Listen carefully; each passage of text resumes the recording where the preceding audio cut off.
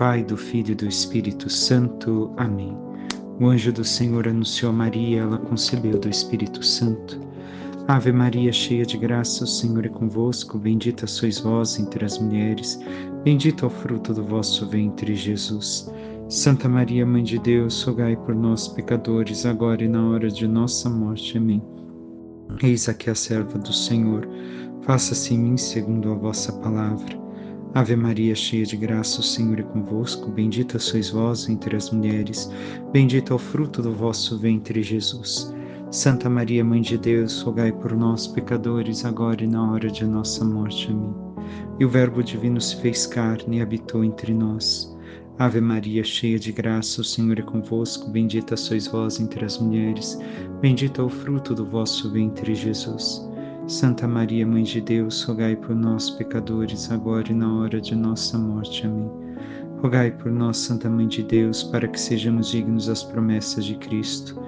Oremos, infundi, Senhor, em nossas almas a vossa graça, como vos pedimos, para que nós, que pela anunciação do anjo viemos a saber mistérios de vossa encarnação, paixão e morte de cruz, cheguemos um dia à glória eterna dos céus, pelo mesmo Cristo, Senhor nosso. Amém.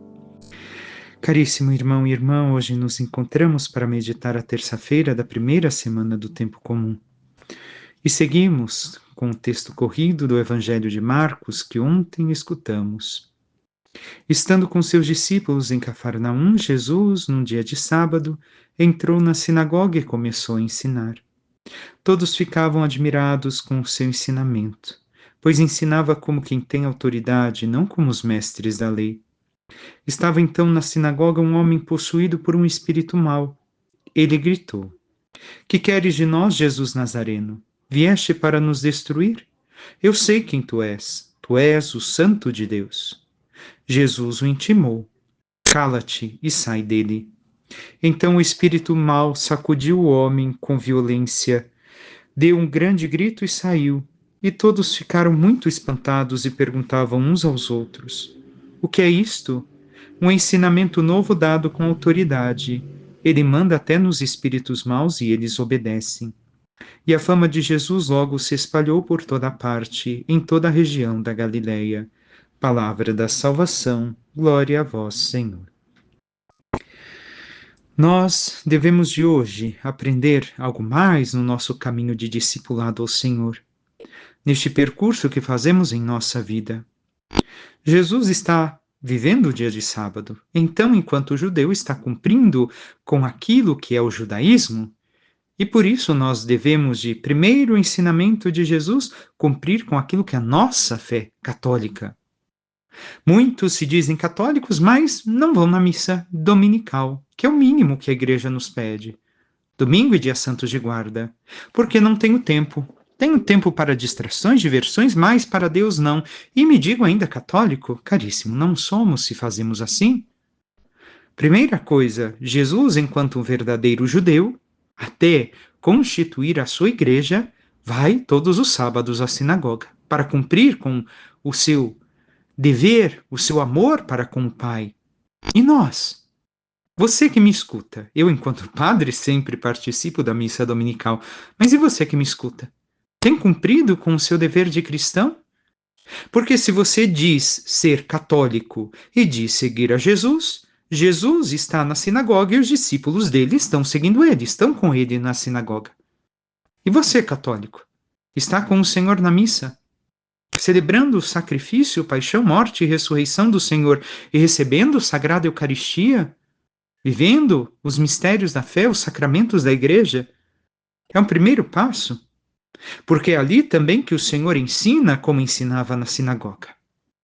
O Senhor ensina com a sua total entrega naquilo que vivenciamos na missa, onde recebemos corpo, sangue, alma e divindade do Senhor, e também com a sua palavra, que nos transmite em 2000 anos de sua igreja. E segue o texto: todos estão admirados com o ensinamento do Senhor, porque ensina diferente dos mestres da lei. Ele tem autoridade. Ele é coerente com aquilo que ensina. E não ensina algo de novo, não quer se impor no sentido de demonstrar que ele é o grande, mesmo que ele seja Deus, mas por aquilo que vive, ele demonstra conhecer porque vive aquilo que ensina. E mais um questionamento aqui para nós. Estamos vivendo aquilo que nos é ensinado na fé? Naquilo que nos é ensinado pelos santos, estamos nos esforçando para viver a vida conforme o Senhor nos pede na santidade e na lei de Deus? E o texto nos fala de um homem possuído por um espírito mau que ali estava. Devemos de ter claro diante de nós: Jesus é Deus. Jesus tem o conhecimento de tudo, verdadeiramente Deus e verdadeiramente homem. Se manifestou, claro, a nós, pouco a pouco, não porque ele não conhecesse o seu poder de Deus, ele era um com o Pai. Senão nós contradizemos quem era Jesus. Jesus sabia quem ele era. Jesus tinha pleno conhecimento de seu poder e da sua graça, da sua unção. Mas Jesus o revela pouco a pouco aos homens que não conheciam, para que o homem pudesse conhecer a Deus de uma forma sem ter medo, sem se espantar. E assim Jesus se revela. Então Jesus, sabendo de tudo, se encontra com esse homem possuído por um espírito mau. Caríssimo irmão e irmã, tiremos esta falsa ideia que muitos hoje pregam, infelizmente, inclusive no nosso meio, dizendo que não era um espírito mau, que era somente alguém com problema psicológico ou psiquiátrico, de modo algum. Jesus nunca nos enganou e não mentiria para nós. Se falamos isso, nós devemos de ver que Jesus é um mentiroso, então ele não pode ser Deus. Ah, mas isso não desfaz em nada porque ele curou alguém de forma... Não. Jesus realmente expulsa o demônio, e como nos ensina São Paulo, não é contra homens de carne e sangue que nós lutamos, mas contra os espíritos das trevas. Esta é a nossa maior batalha. O espírito das trevas, o demônio e seus anjos que querem nos perder e nos levar à destruição no inferno, na ausência de Deus, na eternidade. E assim, vemos que Jesus realmente começa a salvação do homem naquilo que lhe é mais caro, para a vida eterna, para a vida verdadeira. E para isso é necessário libertar não somente esse homem, mas a cada homem do poder do inimigo, do poder do demônio e de seus anjos. O demônio não tem poder sobre nós se nós não permitimos. E este homem ainda aqui, possuído por este demônio, nós vemos que está na sinagoga, não está fora dela. Está onde o povo vivia a fé do Deus de Abraão, Isaque e Jacó.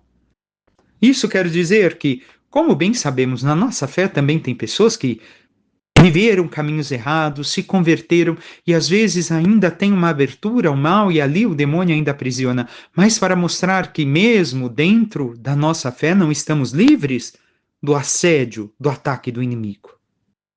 E Jesus bate de frente com o demônio ali presente, para livrar, libertar o homem da escravidão do demônio na sua vida. E assim Jesus mostra que também quer nos libertar dos assédios de Satanás, não que estejamos possuídos. Mas quando nós damos permissão para que o mal haja na nossa vida, escutando as tentações e insinuações do demônio, nós damos permissão para que, de um certo modo, o demônio tenha um certo poder sobre nós, um poder que não lhe pertence. E assim o Senhor bate de frente também com a ação do mal em nós e com a maldade nossa. Devemos de ver que aqui, como vai fazer com o homem, e vamos meditar no texto que segue, Jesus veio destruir e vencer o demônio e quer tirar fora o mal que está dentro de nós. O mal que nós permitimos que tome o trono do nosso coração quando nós cedemos a tudo aquilo que não é de Deus. E nós ainda não somos santos, irmão e irmã. Creio que a maior parte de nós ainda estamos em vias de santidade e espero que estejamos lutando, caminhando para tal. Então, ainda há muito resquício do mal em nossas vidas, do qual necessitamos ser libertos. Mas precisamos permitir que Jesus entre em combate com o mal dentro de nós e expulse este mal que está dentro de nós. Mas nós assim o permitimos? Ou queremos continuar sob a tutela do mal, sob o mal que existe em nosso interior, sob a ação do demônio? E assim, o demônio grita. Por que o demônio começa a aparecer tanto no Evangelho, como já devemos ter escutado de um bom sacerdote católico que faz suas homilias? Por que aparece mais no Evangelho a ação do demônio do que no Antigo Testamento? Simplesmente porque agora Deus se manifestou e o demônio percebe que seu tempo está perdido, que ele não tem mais tempo para agir contra o mal. E o que grita este espírito mau? Que queres de nós, Jesus Nazareno? Em outra tradução, que temos nós contigo, Jesus Nazareno?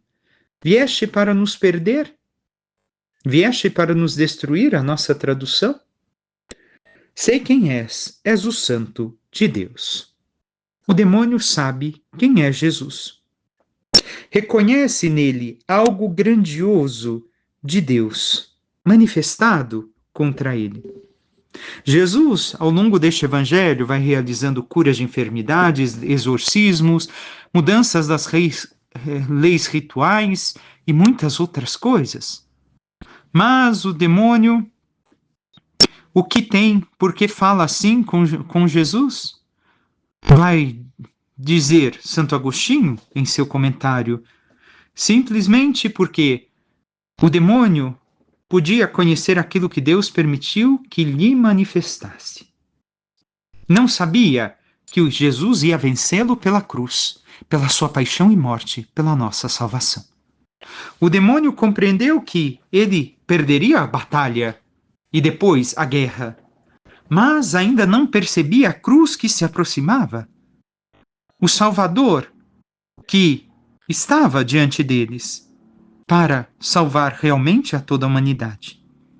Os demônios tinham uma grande ciência, como ainda têm, mas eles não têm caridade, não têm amor.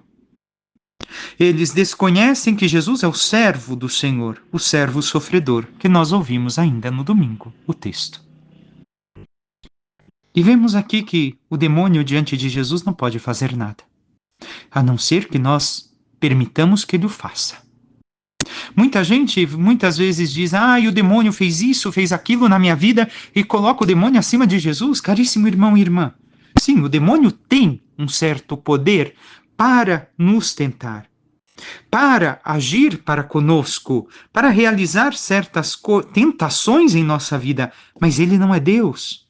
Ele já foi vencido pelo sangue e pela cruz de Cristo. Então não demos um poder a ele que não lhe pertence. E não digamos que o demônio é culpado de coisas de nossa vida que ele não é. Porque ele nos tenta, mas quem peca somos nós. Vemos aqui que os demônios também servem a Deus contra a sua vontade. Achando que não vão servi-lo, acabam servindo a ele, para manifestar as virtudes dos justos e manifestar a maldade dos ímpios. Assim, os justos crescerão nas virtudes e os ímpios demonstrarão sua maldade. E por aquilo que nós olhamos na nossa vida, temos crescido na virtude ou crescido na maldade? Temos reconhecido Jesus como nosso libertador e que quanto mais nos abandonamos em suas mãos e seguimos a Jesus onde quer que ele vá, e fazemos o que quer que ele peça, nós permitimos que Cristo reine em nós e o inimigo não tenha poder sobre nós? Ou nós ainda nos sentimos assim sob o poder do inimigo? Poderíamos nos questionar, mas olha Jó, o que o inimigo fez. Mas Jó cresceu na virtude. Mais uma vez digo, Deus permitiu. O demônio serviu a Deus contra a sua vontade porque ele odeia a Deus. Mas Jó cresceu ainda mais nas virtudes que já tinha. Então, recordemos, cresçamos na oração, porque é por ali o caminho de vencer o inimigo e suas tentações. É a oração, a intimidade, o seguimento de Jesus, o escutá-lo, o ouvi-lo, o praticar tudo aquilo que ele nos pede. E como está a nossa vida de oração, nossa prática da vontade de Deus e do Evangelho? E segue, Jesus o intimou, cala-te e sai dele. O espírito mal sacudiu o homem com violência, deu um grande grito e saiu, e todos ficaram espantados. Dizem o quê? Ele manda e até os espíritos maus obedecem.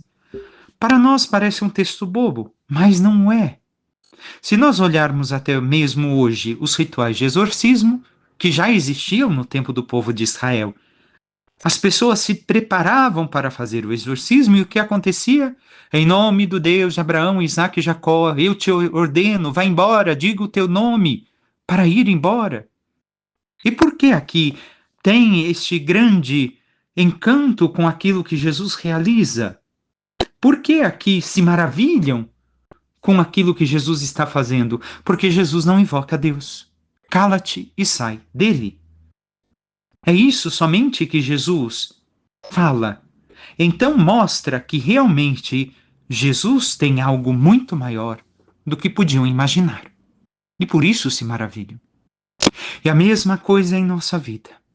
Se nós nos abrimos a Jesus, fora casos extremos, se nós sempre nos abrimos a Jesus e a sua obra salvadora em nossas vidas, convertendo a nossa vida à sua vontade, também nós temos esta experiência de que o mal nos abandona, porque Cristo entra em nós.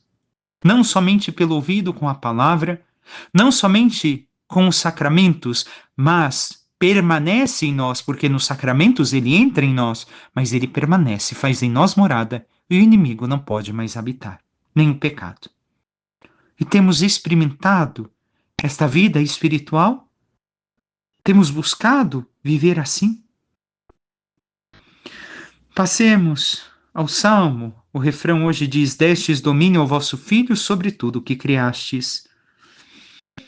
E recorda a segunda parte do Salmo: Pouco abaixo de Deus o fizestes, coroando-o de glória e esplendor.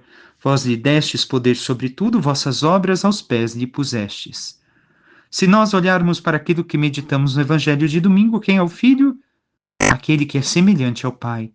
Então, para nós também, se nós nos tornamos semelhantes a Jesus, semelhantes a Deus, todas as obras de Deus se colocam sob a nossa autoridade, pela autoridade divina presente em nós. Passemos agora à primeira leitura, onde continuamos a carta aos Hebreus, a qual já passamos o primeiro capítulo e continuamos agora no segundo.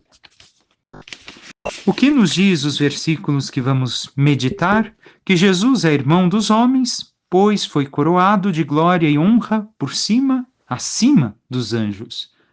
Nós iremos ler um trecho hoje e outro amanhã, na meditação. Não foi aos anjos que Deus submeteu o mundo futuro do qual estamos falando. Qual mundo futuro? O mesmo mundo futuro que esperavam, no caso, os judeus, mas de forma diferente. O reino depois do Messias, depois da vinda messiânica. Para nós, o reino dos céus. O reino dos céus não está submetido aos anjos, mas a seu próprio Filho, mas à própria Trindade. A este respeito, porém, houve quem afirmasse: o que é o homem para dele te lembrares, ou filho do homem para com ele te ocupares? O salmo que acabamos de escutar. Tu o fizeste um pouco menor que os anjos, de glória e honra o coroaste, e todas as coisas puseste debaixo de seus pés. Se Deus lhe submeteu todas as coisas, nada deixou que não lhe fosse submisso. Atualmente, porém, ainda não vemos que tudo lhe esteja submisso.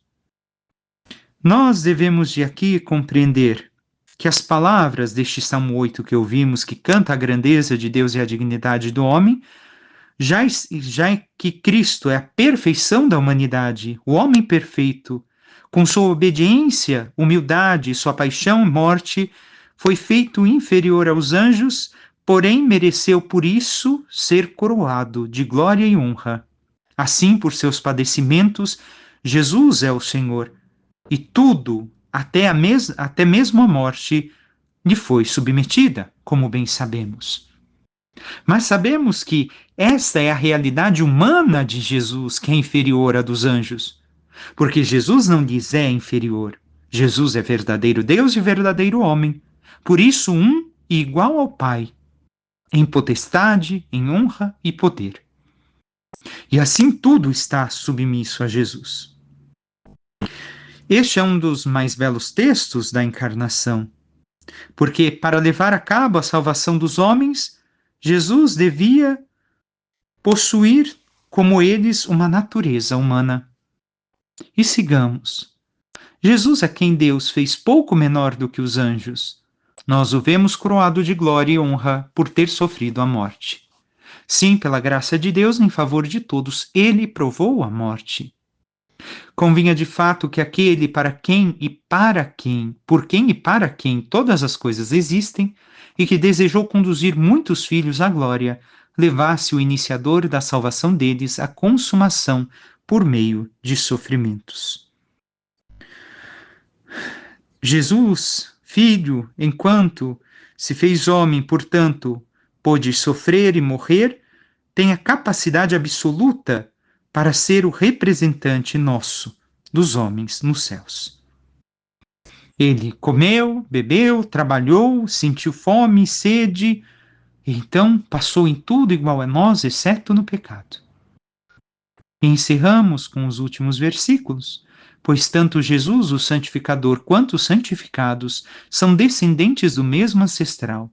Por esta razão, ele não se envergonha de os chamar irmãos, dizendo: anunciarei o teu nome a meus irmãos, e no meio da assembleia te louvarei. Qual mesmo ancestral nós somos descendentes?